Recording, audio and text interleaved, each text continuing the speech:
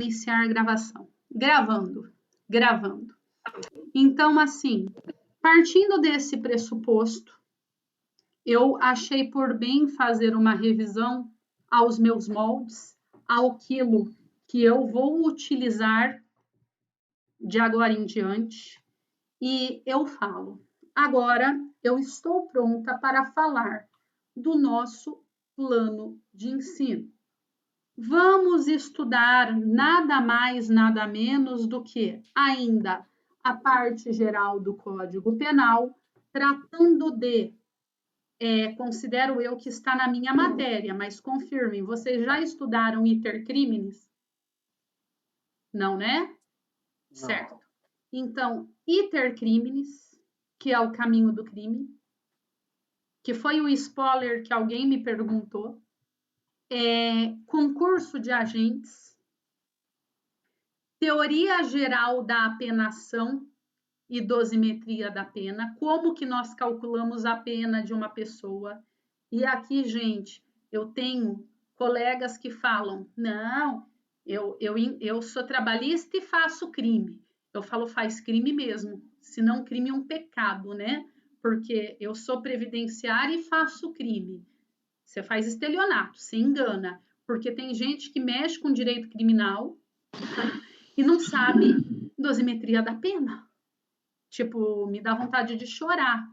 Afinal, a gente está brincando, pena 6 a 20, 4 a 10, 1 a 4, mas olhem, é indeterminado, indago.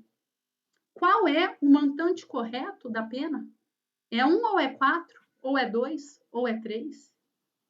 Ou é 2 anos e 6 meses? Enfim, óbvio que não é olhando na cara da pessoa, né? Cara crachá. Cristiano tem cara de ser muito inteligente, eu vou dar 4, pena máxima. O Márcio tem cara de ser mais desligadão, mais tranquilão. Cara muito relax, fez sem querer. Eu vou dar a mínima. Lógico que não, né, galerinha? Então, nós vamos estudar a teoria da penação e a dosimetria da pena. Fechou? Aí nós vamos ver semiaberto, aberto, fechado, a maledita tornozeleira, que todo mundo me pergunta, o que é essa porcaria, né? Que o povo anda com aquela tornozeleira no pé, o que é isso, professora?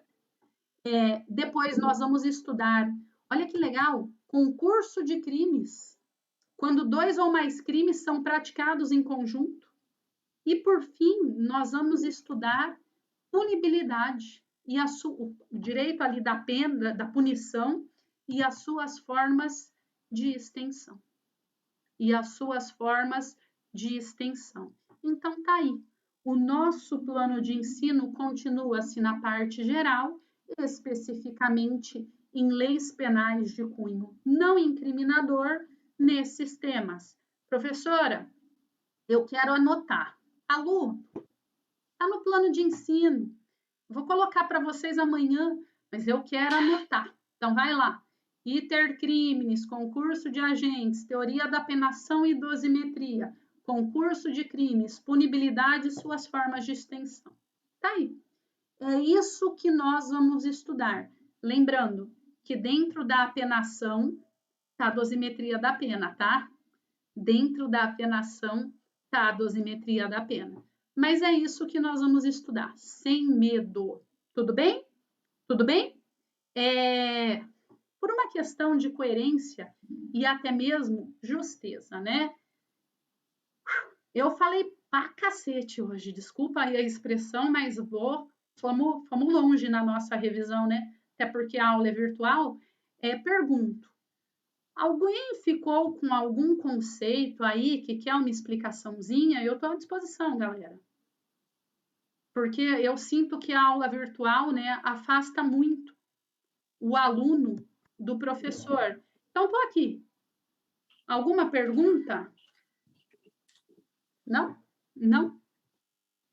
Ótimo. Ao passo, então, que não há perguntas. Obrigada, Nayuri. Por enquanto, não. Então, vamos para frente, porque a ideia é que tenha pergunta, para ver que está todo mundo aí estudando comigo. Então, vamos para frente, galera. Eu quero... Professora. Pois não. Esses slides a senhora vai disponibilizar para nós? Se vocês ficarem bonzinhos igual estão hoje, sim. Então, pode deixar com a gente. Inclusive, eu não fiz vocês erguerem a mão. Estamos gravando? Ótimo, estamos gravando. Então, eu gostaria que todo aluno erguesse a mão comigo para fazer o nosso solene juramento, né? Que eu faço em sala de aula, todo mundo comigo. Repitam, eu juro. Eu juro. Não falar mal da professora Natália para o Paulo Pavolac e não reclamar dela em sob hipótese alguma para a direção. Mesmo que ela jogue água na gente, jogue giz na gente, ou perca a paciência, porque nós somos ruins. Fechou? Fechou? Gente, nada de se trair, hein? Nada de ser traíra, porque eu já parei na direção algumas vezes, o que é uma baita injustiça, eu só estava brincando, certo? A direção é a última rácio. Minha conduta nem dolo tinha, só estava brincando, então nada de folgar aí, tá? Bom, já que juraram, então continuamos aqui. Galerinha, e aí alguém me perguntou a título de spoiler mesmo. Professora, mas a pergunta é que me foi feita. Para ter o fato delitivo é obrigatório o fato típico por completo? Me perguntaram isso, eu achei a pergunta fenomenal. Eu até vou voltar. Me permitam, porque eu adorei a pergunta aqui. Para ter o fato delitivo sob modal da tipicidade, é obrigatório os 4 elementos do fato típico? A conduta tem que gerar um resultado em relação de causa e efeito sob o encaixe perfeito da tipicidade. E eu falei, para de dar spoiler. E aí, eu vou além. Por isso que a gente revisa. Eu vou além com vocês. Quando eu estava falando das leis penais de cunho não incriminador, eu falei que existiam normas de extensão da tipicidade. Eu disse, existem normas de extensão da tipicidade, ou seja, não há o encaixe perfeito, mas essa norma estende a tipicidade, permitindo que, mesmo que não seja perfeito, ainda assim haja uma adequação típica. São as normas complementares. Professor, agora começou a complicar. Não complicou. Vem cá. Olha aqui comigo. É facinho. A conduta gerou um resultado. Há o nexo causal, mas a tipicidade não se operou perfeitamente. Não houve uma adequação típica perfeita. Por quê? Eu quis matar, vamos falar do Cristiano. Eu quis matar Cristiano e eu dei 6 tiros. Pegou os 6. Aonde? Na região do tórax. Mas Cristiano não morreu. Como diria o meu avô falecido, o diabo tem corpo fechado. Brincadeira, tá, Cristiano? Não leve a mal. Mas o homem tem corpo fechado, não morre com Relaxa, professor. Oi? Relaxa. Ah, não, mas daqui a pouco já estão falando, né? A professora chama nós de diabo. Capeta. Não, é brincadeira. Eu quis dizer, Cristiano tem corpo fechado. E aí, pergunto, gente, olha, é muito fácil a pergunta que vocês têm que entender, não adianta decorar, senão não vale. Olha só, a conduta gerou um resultado? Sim. Anexo causal? Sim, mas ele não morreu. Simplesmente ele foi para o hospital, ficou uns dias ruins, mas não morreu. Vamos ser bem científicos. bem científico. A conduta gerou o resultado previsto no tipo penal, qual seja matar alguém? Não, quase. Então, nós estamos falando de uma tentativa. Perfeito. Mas aí eu volto a perguntar. Gente, objetivo, sem devagar. Objetivo. A conduta gerou matar alguém? Não. Não. Foi quase, mas quase não é matar alguém, óbvio. Pergunto, a atipicidade? Eu não vou responder por homicídio consumado. Não. Mas aqui um detalhe. Nós temos uma norma de extensão de tipicidade que permite que eu seja punida pelo resultado tentado? Sim. É a tentativa. A tentativa, então, para quem me perguntou, é um exemplo de uma norma de extensão de tipicidade temporal. Por quê? Porque quase chegou lá, mas não chegou. Não respondo por homicídio consumado. E aí, ó, eu sou bem científica, se acostume, técnica. O fato é atípico? Não. Por que que nós não estamos diante da atipicidade? Porque nós temos uma norma de extensão que permite que se encaixe no homicídio, artigo 121, combinado com, ó a norma de extensão aí, combinado com o artigo 14, inciso 2, que é a modalidade tentada. Tá aí. Então, para quem me perguntou, não são todos os fatos delitivos que vai ter conduta, resultado com nexo causal e tipicidade. Tem outros que podem ter uma norma de extensão, por exemplo, a tentativa. Daí veja, isso é fórmula. Responde pelo 121 do CP, matar alguém, homicídio? Não. Responde pelo 121, mas nós precisamos de outra norma, de extensão, para que esteja um encaixe perfeito. 121 combinado com 14, tentativa. Aí, ao encaixe perfeito, a minha conduta gerou uma tentativa de homicídio? Sim. 121 combinado com 14, uma norma de extensão. Entenderam, galera? Professora, mas veja bem, eu estou tendo uma dificuldade. Eu estou achando essa paradinha aí de norma de extensão meio difícil. Não é. Tem que ter um encaixe perfeito. Por vezes não tem, mas nós nos socorremos a uma norma de extensão. Aí, junto com a combinação com outro dispositivo, encaixa perfeitamente. Por exemplo, matar alguém é crime? Pois bem, qual é o núcleo do tipo? Matar. Agora, eu não pratico a conduta de matar, mas o Cristiano, novamente, ele me pede, Natália, eu quero matar alguém. Eu falo, sério, meu irmão? Pois é. Quem? Fulano. Eu falo, cara, é um folgado, né? Se eu fosse você, eu matava. Ó aí, ó o capetinha aí, mas capetinha, eu tô instigando. Aí eu falo assim, quer saber mais? Eu vou te emprestar a arma e pago a bala. E aí eu dou o auxílio material. Pergunto, seco, a minha conduta foi matar alguém?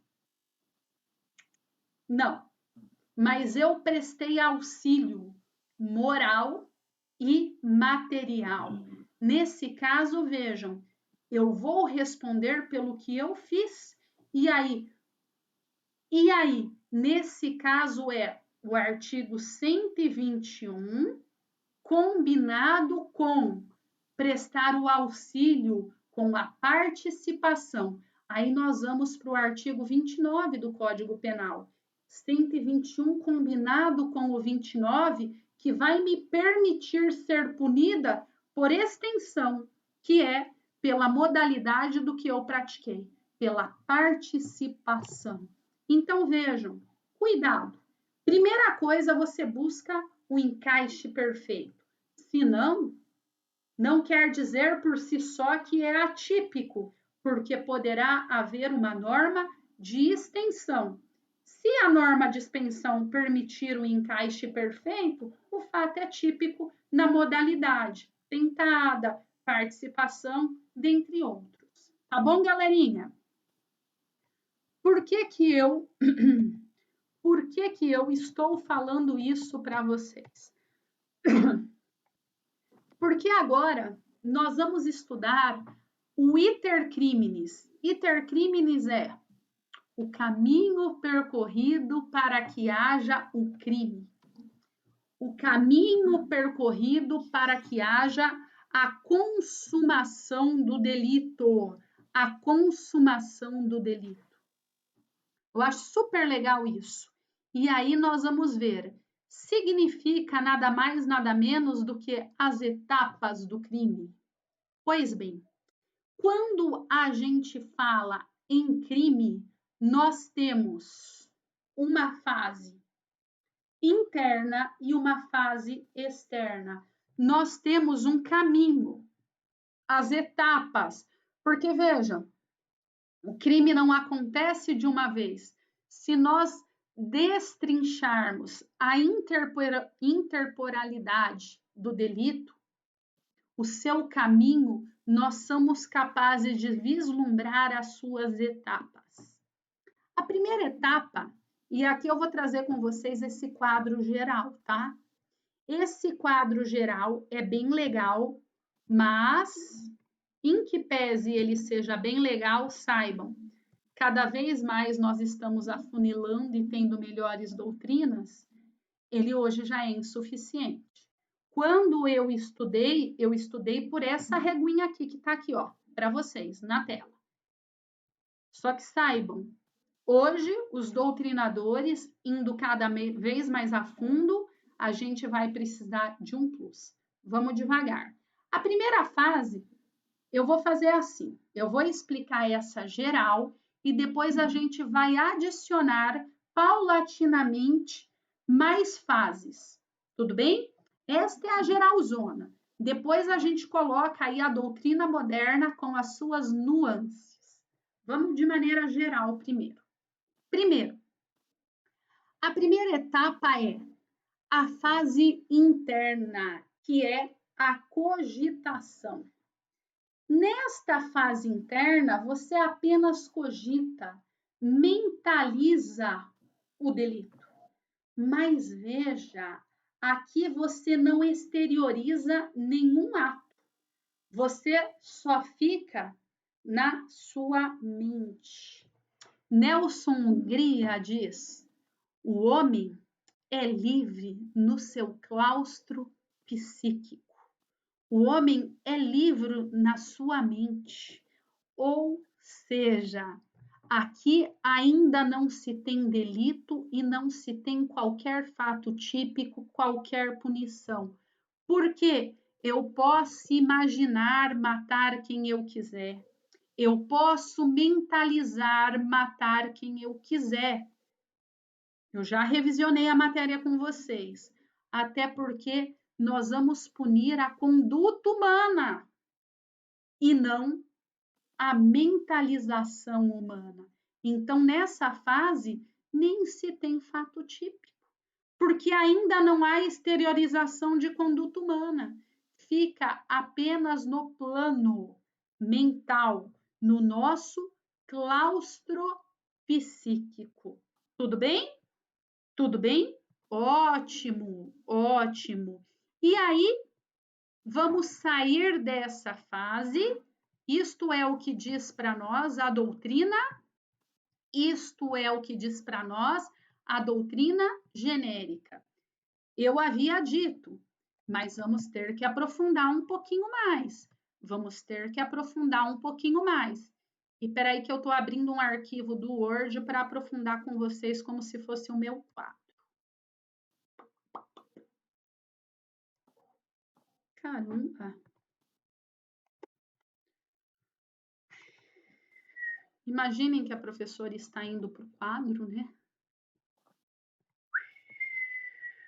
Só um pouquinho. Ótimo! Ótimo! Galerinha, a doutrina mais moderna e um pouco mais incisiva, ela fala: essa fase interna é a cogitação. Só que há aqueles que ainda dividem a cogitação, a fase mental, a fase interna em cogitação, momento de ideação do delito. Quando a gente tem a ideia, vou matar, oba.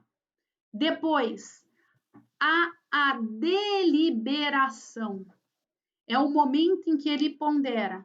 Mas se eu matar, pode acontecer isso, pode acontecer aquilo, papapá. E o momento da resolução. É o instante que o cara decide, depois de analisar os pós e os contras, efetivamente eu vou matar. É a fase da resolução.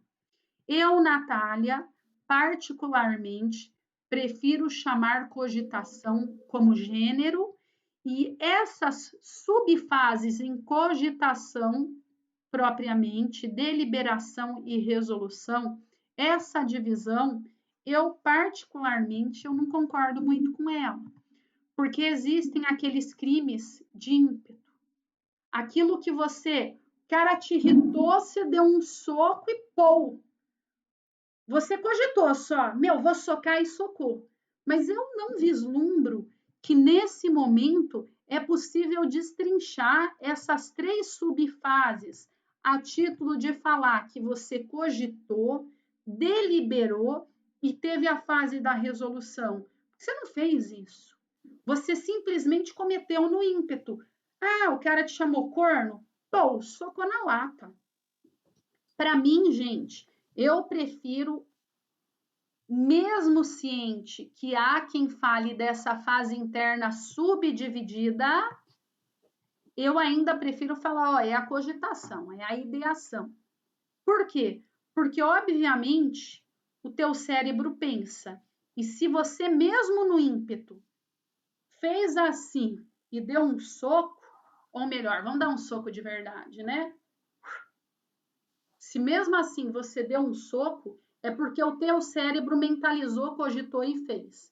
Porque não existe uma ação corporal, uma conduta corporal sem a ideação prévia pelo cérebro. Então eu discordo dessa doutrina mais profunda. Eu só vejo a cogitação. Eu considero que os delitos de ímpeto, eles não são passíveis de ser identificado tamanha distinção, tal como deliberação, que é o pós e o contra, e o momento da resolução. Mas, Professora, quem sou eu? Pode falar. eu acredito que ele pode até cogitar, mas ele nem percebe que ele tá pensando em dar um soco. Ele vai pegar e vai dar. Mas ele Imagina num bar que acontece a briga ali, ele não vai nem pensar em se ele deve ou não, ele não vai nem cogitar. Mas houve a fase interna. Querendo ou não, de uma maneira geral, eu concordo contigo, sem medo. É imperceptível, né? A fase interna ocorreu, mas eu não vislumbro exatamente isso. Eu acho que a gente está falando a mesma coisa.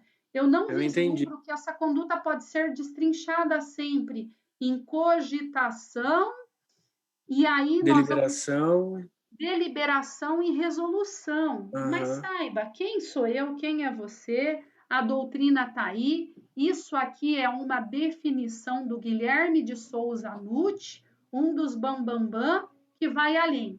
Tudo bem? Eu Talvez critico. ele nunca brigou na vida, né?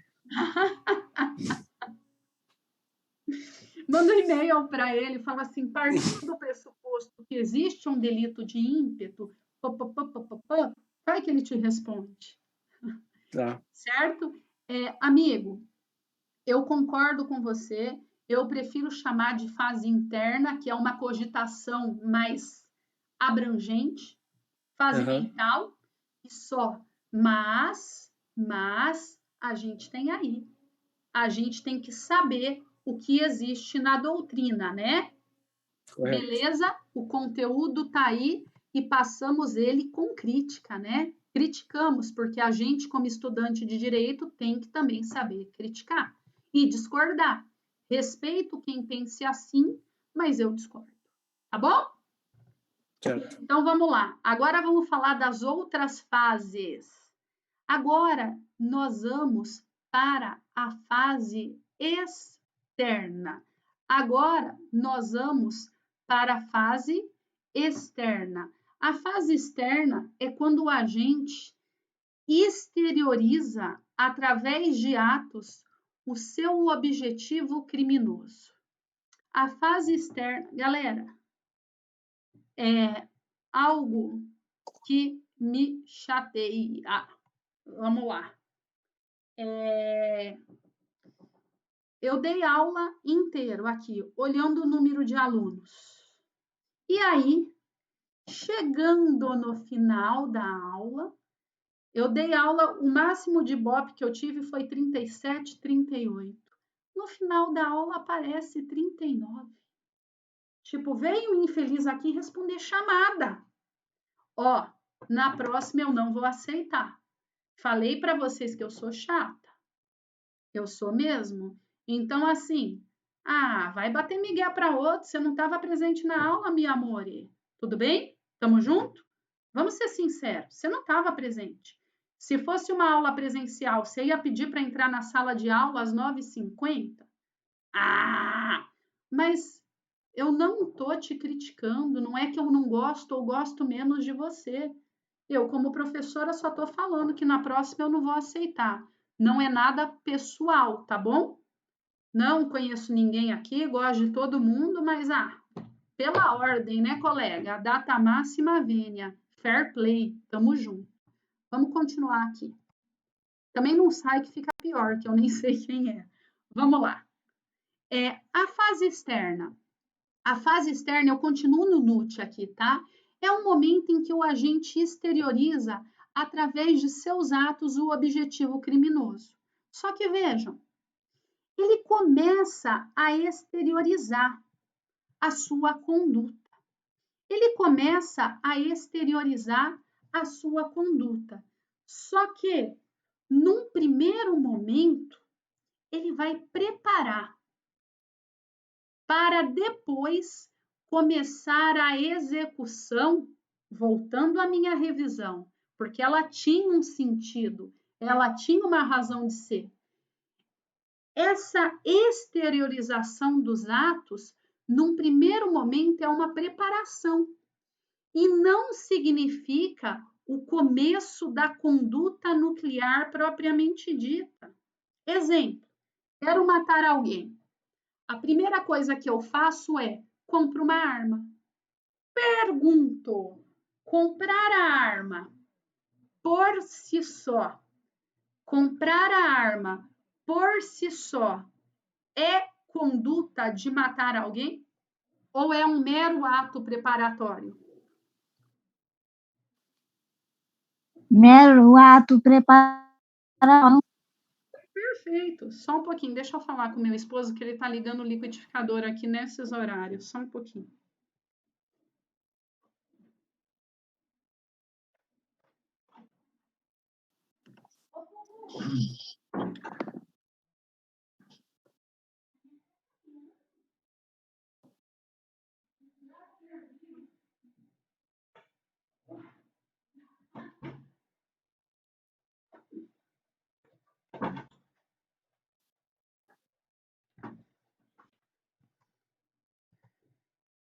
Me desculpem, mas o meu esposo está fazendo alguma coisa para comer aqui. O cheiro tá bom e o liquidificador tá bombando. Vrum, vrum, vrum. Ele é meio Masterchef, mas vamos ver que já já eu vou lá comer. Mas vamos continuar aqui. Galerinha, Então, vejam, é muito claro para mim que a conduta de comprar a arma, por si só, não inicia o núcleo do tipo matar alguém. É muito óbvio, isso é muito clarividente. Eu me preparei, mas eu não iniciei a execução, porque vejam, nós temos que, a gente já falou, a conduta humana é composta por um núcleo, por um verbo previsto na norma, que é o início da execução de matar. E eu não estou matando até então. Eu estou me preparando. A fase externa também começa pelos atos preparatórios. Vou dar um exemplo para vocês. Eu tenho um cliente que ele faleceu. E ele adorava furtar lotéricas. O hobby dele era furtar lotéricas. E ele furtava muito bem, por sinal. Vejam que interessante. Mas como ele faleceu no curso do processo, eu não consegui fazer a defesa dele, o que foi uma pena, porque eu ia adorar fazer essa defesa. Vejam, vamos pensar aqui na parte prática do negócio, de uma maneira bem firme para entender. A conduta do cara foi pegar um carro junto com mais 2, com martelo, chave de fenda, manta térmica e o escambau e chegar na frente da lotérica. E aí, além de chegar na frente da lotérica, eles desceram com toda essa parafernália. Pá, desceram. Ficaram lá na frente. A polícia abordou. Eu pergunto, estava na cara que às 2 da manhã, na frente de uma lotérica com martelos, chave de fenda, manta térmica para passar nos alarmes, né? E todo o escambau da parafernália correlata. Eles estavam fazendo o quê? Se preparando para um furto. Ponto. Mas eu pergunto, eles iniciaram a conduta de subtrair? Para iniciar, eles tinham que ter ido lá e começado a martelada. Porque aí eles tinham iniciado. Meus amigos, para mim, nesse caso, é fato atípico. A polícia deveria ter esperado que eles iniciassem a execução da conduta subtrair, porque até então é mero ato preparatório. E ato preparatório em que pese e comece a exteriorização não está tipificado na norma penal incriminadora, porquanto é fato atípico. Por isso que eu fiquei 3 horas dando revisão para vocês, para que a gente consiga conversar no sentido técnico. Entenderam? Ato preparatório inicia a fase externa. Ato preparatório inicia a fase externa, mas por si só não é delito. Por quê, professora?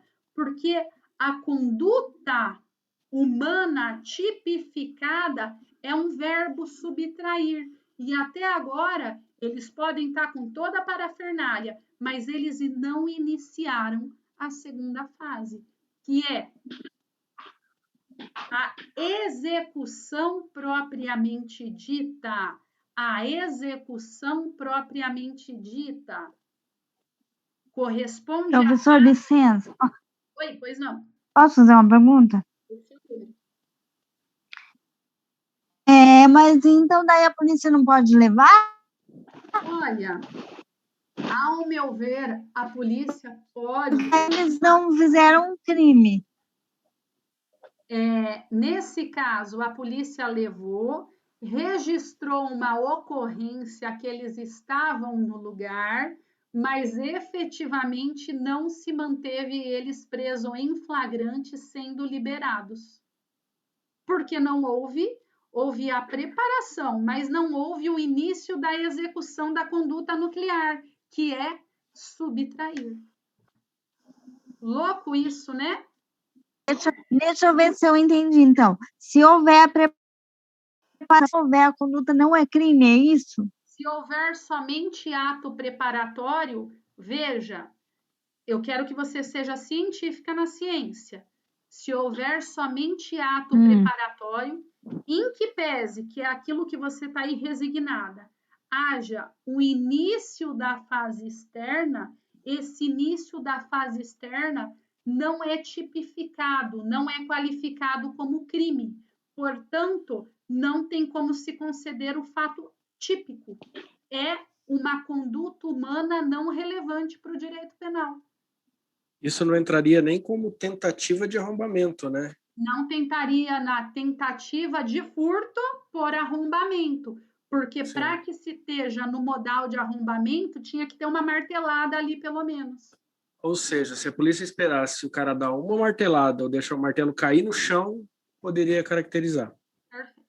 Entendi. Perfeito. Eu considero que tinha que dar uma martelada. Galerinha, já estou saindo e entrando automático. Espero vocês 38 aqui, tá bom? Tá ok. Ok.